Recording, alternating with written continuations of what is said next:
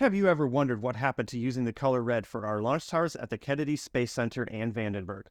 Answers to that burning red question coming up on the next Vintage Retrospekt.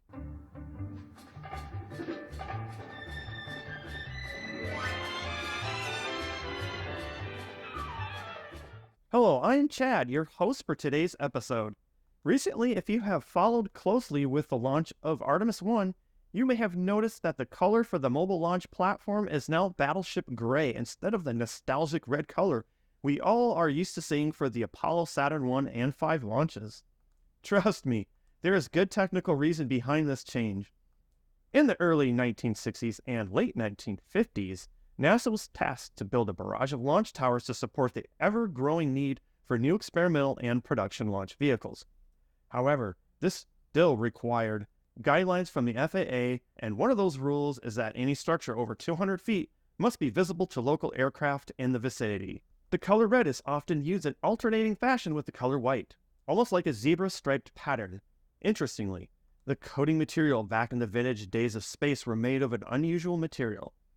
This material was known as red lead, or by its technical name, lead tetroxide.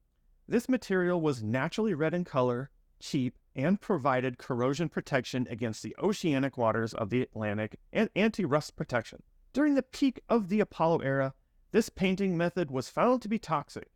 Its use was stopped as of early 1970 spaceflight. Construction of newer towers for the Titan IV, for example, used an anti-lead coating and also offered more protection against salt corrosion and similar.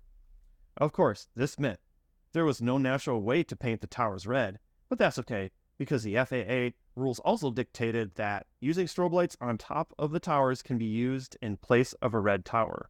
One of the coolest things about these early red towers was the redstone launcher. This actually was originally an oil derrick. It was later found that the so-called protection that lead tetroxide offered was subpar in anti-corrosive effects. And as time went on, they would fade away into a salmon pink color. If you found this episode to satisfy your curiosity, please hit that like, comment, and subscribe, so that this video stays high in the recommended YouTube list for those that complain that the Space Launch System tower is not red.